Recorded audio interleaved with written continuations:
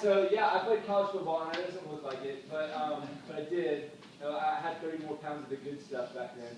But when I was in high school, I actually looked a lot like I do now. I wasn't very big, I wasn't very strong, I wasn't very fast, and I wanted to play college football. My brother played college basketball at Lake Highlands, and he was MVP of the district. He went on to play at Dartmouth, and I wanted to do something big and cool like that too. But I played Lake Highlands, and in those days, Lake Highlands ran the wishbone. The only thing I was good at was catching the ball. So I was a leading receiver in most of our games with one catch for 8 yards. One catch for 8 yards, or with 2 catches for 22 yards, which was great for me because my name was in the paper, but the college scouts weren't that impressed with that. So though I wasn't big and strong and fast, and it was going to take me being big and strong and fast to play in college, I found someone. My dad helped me find a guy that would help me get bigger and stronger and faster. And I wasn't that marketable again with one catch for 8 yards. As I said before, one catch for 8 yards, I wasn't going to, again, turn those heads. And so, but I found someone. My dad helped me find someone to help market me and promote me and put my film together. And I got it out there, and I got to go play college football. It was great. I had fun. I learned a lot of things about myself. I learned a lot of things about life. One of the things I learned very early on in the process is that I went to play at the University of Northern Colorado, and my nickname was Tex. I mean, anytime you are Texan and you go somewhere other than Texas for school, you'll just be Tex. So I was Tex. What I didn't know at the time was in Colorado, they don't like Texans. They're not too fond of the Texans, especially the obnoxious ones. So I didn't really have any control over that or any awareness that this was going on, but I was making a lot of enemies. And I found out after watching the film at practice, and I'm like, wow, that looked really funny. I went in that house right across the middle, and I didn't get thrown the ball, yet I was hit by 3 different people. What's going on there? My roommate was on defense, and he's like, yeah, those are text points. I'm like, what are you talking about? What are text points? And he's like, well, everyone hates you.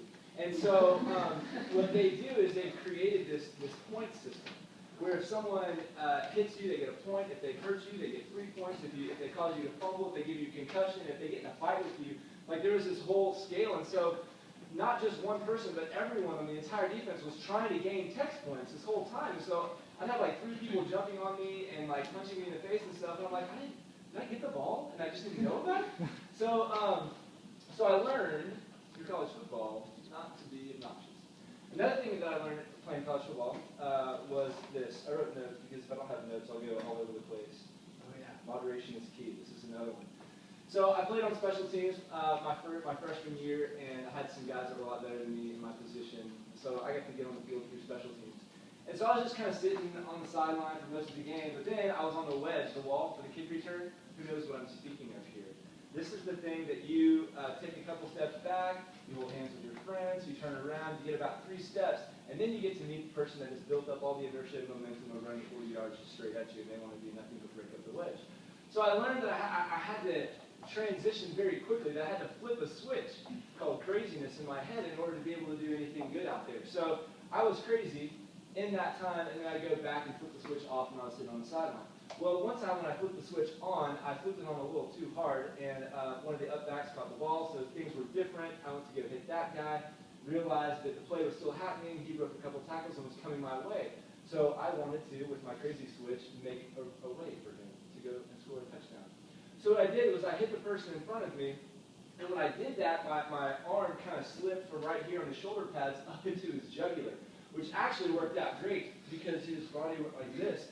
And I'm like, okay, well, I blocked the guy, but since his body is limp like that, maybe I could pick him up off the ground, which I did. And it was great because when he was off the ground, he proceeded to go back down to the ground. But instead of laying on his feet, I kind of brought him down straight where the first thing that landed was his back, and the second thing that landed on him was my forearm and his jugular. And that didn't seem to be enough, even though he let out like a wincing kind of a cry when I landed on top of him. I was like, oh, wow, okay, so I've definitely blocked him, I've done my job, he's hurting, but I've still just repeatedly started to hit his jugular with my forearm, and then I got up and kicked him. So what I learned there is that flipping the switch isn't always a good idea. I mean, it's great, except for when it's not, right? So moderation is key. I became nicer later. I actually won a sportsman award my senior year. Yes. You get a flag? I did get a flag, and the play got called back, and my coach was wondering a couple of things, and I answered, I don't know what happened. It was crazy, right? Another key thing I learned, pride comes before the fall. So scored my first touchdown. I was really excited for everyone in the stands to see me. So I planted on my inside foot, which is a no-no. So I scored here, and the crowd is there, so I'm like, let me go, approach them so that they can really give me glory. And I did that, and I slipped and fell on my first touchdown celebration. So it was not a very good idea. But I learned a lot through college ball. And then there was this one time where I took the field, and I didn't have my pads on, and I didn't have my helmet with me, and I took the game plan for that week, and I threw it away. And then, can you guys guess what happened when I got on the field? Can you guys guess what lesson I learned? Nothing. I didn't learn a lesson because that didn't happen, because I wouldn't do that. I was crazy Brian when I flipped the switch, but I wasn't stupid Brian. I wasn't going to go out on the field without my helmet, or without my pads, without any idea of what was going to go on. That would just be ridiculous, right? It'd be like a pilot going up to a plane and saying, this plane doesn't have any wings, but I'm still going to try and fly it. Or a scuba diver saying, yeah, I don't have an air tank, but I'm still going to go down and do whatever scuba divers do at the bottom of the ocean.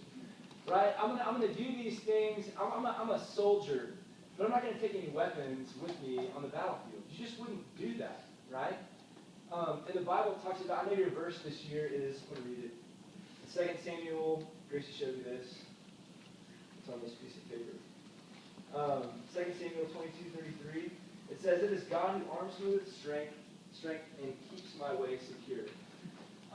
When I think about the full armor of God, I think about the things that we have at our disposal. That we've got the helmet of salvation. We've got the breastplate of righteousness. We've got the belt of truth. We've got our feet fitted with the readiness that comes from the gospel of peace. We've got the shield of faith so that we can extinguish the flaming arrows of the evil one.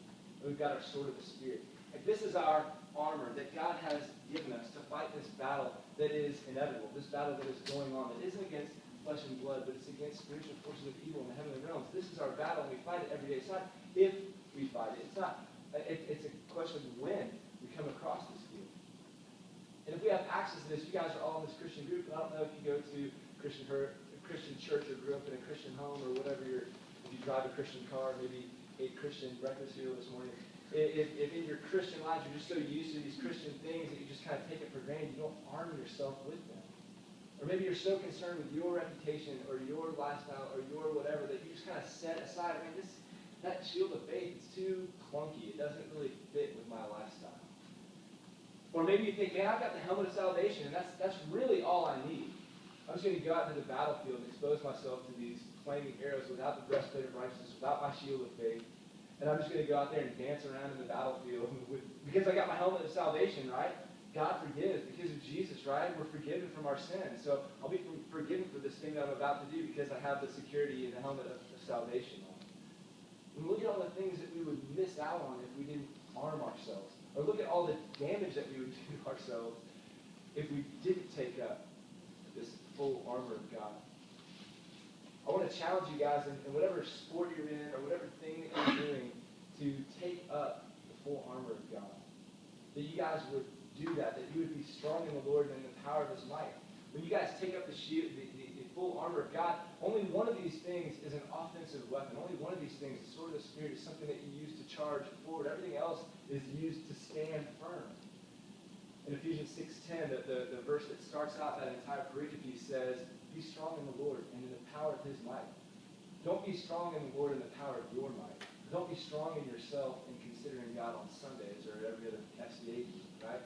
Be strong in the Lord and the power of His might. Stand firm with the armor that He has given you. And don't just set it aside. Don't choose to have these crucial things that you need for your sport or for your life. I wrote some things down, and I was very eloquent, so I want to read them because I wouldn't be eloquent if I just tried to remember this thing. All right, are you ready for this? So don't show up to your challenges this school year without a care, or arrive in your class without books, or flippantly saunter up to a difficult circumstance without purpose, or to your friendships and relationships without considering the ramifications of your actions, or a tough situation at home without understanding or without a humble, prayerful approach. We look at this verse, 2 Samuel 22:33, it is God who arms me with strength and keeps my way secure. So don't memorize this verse or pray this prayer if you're just going to set aside the strength that God gives you. God doesn't want to play games like that. He doesn't want to hear this prayer that happens on Sunday and then watch you set aside His truth. to see that. What happens if you do that? Romans 1 tells us, look, even though they knew God, they neither glorified him as God or gave thanks to him as God. It doesn't say this, but we can understand from that. They didn't take up their shield of faith. They didn't advance with the sword of the Spirit. The feet that were fitted with the readiness that comes from the gospel of peace to escape some of these difficult situations, they used the peace of God's going to forgive me, to use their feet that were fitted with the readiness that came from the gospel of peace to run head first right into a sinful situation. It doesn't say just run around with only your helmet of salvation. But though they didn't glorify God as God, they didn't give thanks to God, God just gave them over to their depraved minds, their shameful lusts, and their sinful desires. He's not going to force you to come to heaven. He's not going to force you out of this tough situation. He's going to give you everything that you need. And he is going to be God. And you're going to have to be desperately dependent on him. You guys are, this room is filled with, I know some of the people in this room, and I know that these people are very capable people. They're smart, they're athletic, they've got a lot of stuff going for them, they're very popular people. And that's difficult for you guys, if that is you in this room, because you don't really need God. I mean, you can get away without God. You can get away in this life without God. You can be successful, you can have friends and fame and provision, you can have all sorts of these things that you're enabling with your own hands. But what you won't have is an intimate relationship with God that Jesus died for. This is how God designed it. That even though you are capable, use those gifts to glorify God.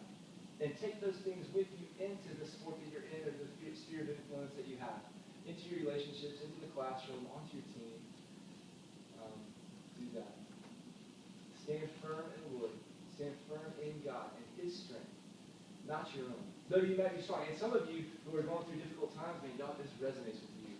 Yeah, I need God. Because I'm weak right now. I need God. I'm in the middle of this difficult situation. And I would just encourage you guys, if you are in the middle of that difficult situation, don't necessarily pray to God that you would get out of that situation. Pray to God that you would meet him along the way.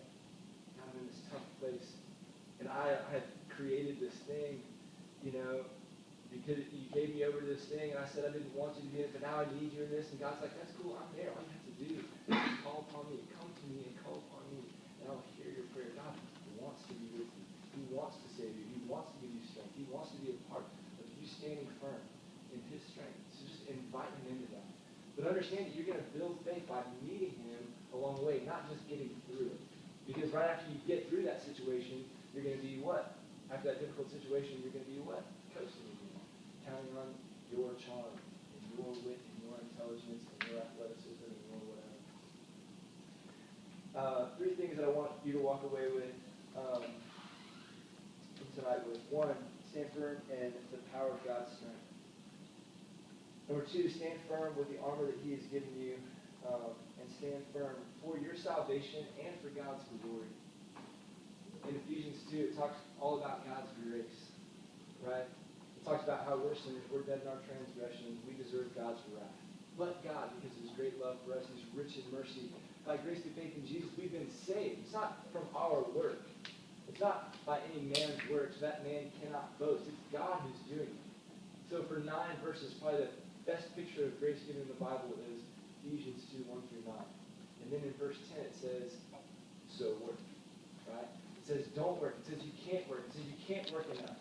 Of your own self, of your own gifts, of your own skills, you cannot earn. You cannot work. And it is not of you. It is all of God. But now that you know that, verse 10 says, so glorify God. He's prepared in advance great works for you to do for his glory.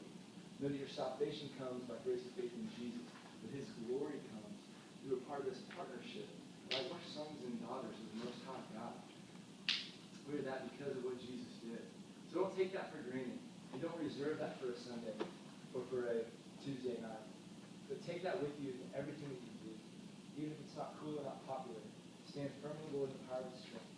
Put on the full armor of God. Don't just look at it there on the ground. And please don't set it aside. Please don't say, I've got this. Right? Without God. Because apart from him, we can do no good thing. But yeah, stand firm in the Lord for your salvation